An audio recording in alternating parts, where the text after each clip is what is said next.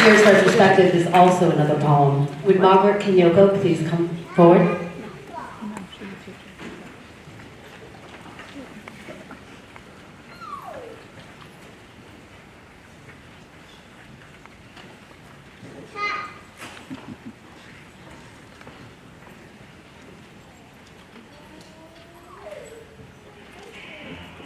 Now comes the time for the deepest contemplation.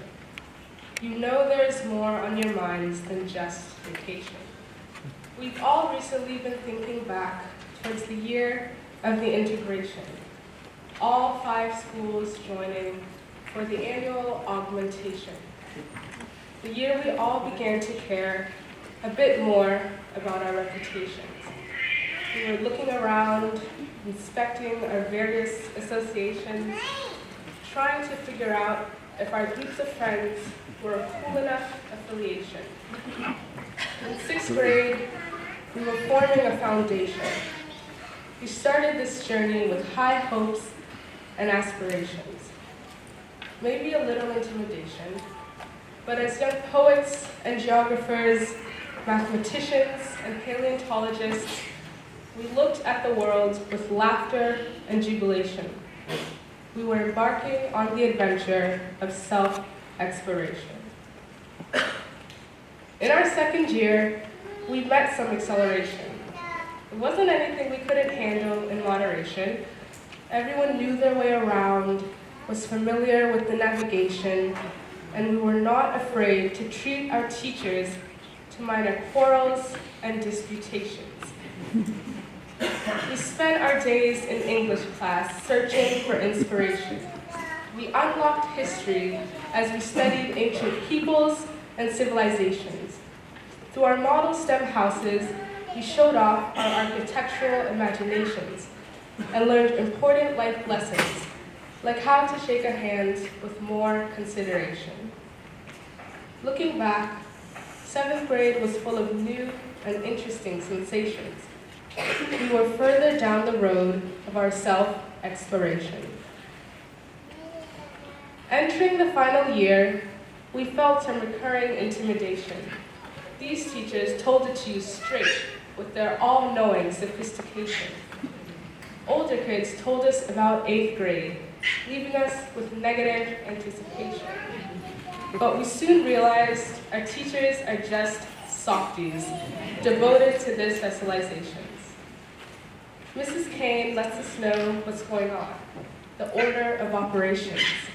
Mrs. Melnick speaks Spanish so fast, I thought she was from a Dominican location.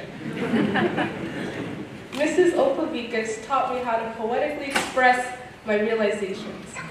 Mr. Connell happily teaches us through his never-ending stories and dangerous experimentations, several of which require chemicals that may burn us, blind us, or give us extreme diarrhea. And Ms. Gaffney, who inspires us all with her immovable dedication. This was the year we were supposed to be treated like serious adults as a high school preparation. But our teachers learned quickly that we do not respond well to serious situations. We would unrelentlessly ridicule each other for getting a wrong answer on an algebra equation and try as hard as we could to make each other laugh during our science fair presentations. These things and more, making our teachers wonder why they chose this specific occupation. With all the fun, some of us still need to realize the importance of this education, to see that it's a necessary tool in our own liberation, to be able to use your own wisdom to be your own salvation, so that you can make a path for your own self-exploration.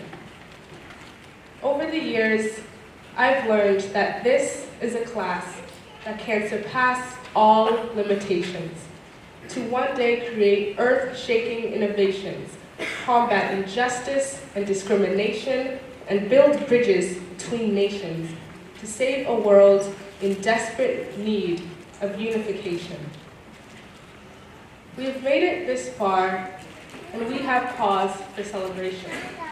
While our teachers do deserve a great deal of appreciation, I congratulate all my fellow students on your kind of, sort of, but not really graduation.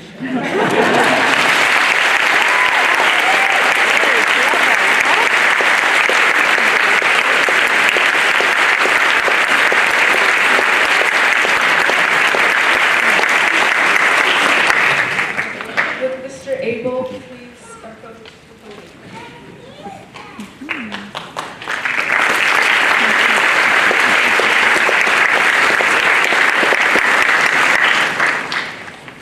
Thank you, Maggie. That will be a tough one to follow. So, I remember 3 years ago, sitting here with students and with meetings with the parents. I think our first talk was about probably cell phones, and now we're here. Okay. I've noticed a lot of growth. I've noticed a theme today, which was it's not how you start, it's how you finish.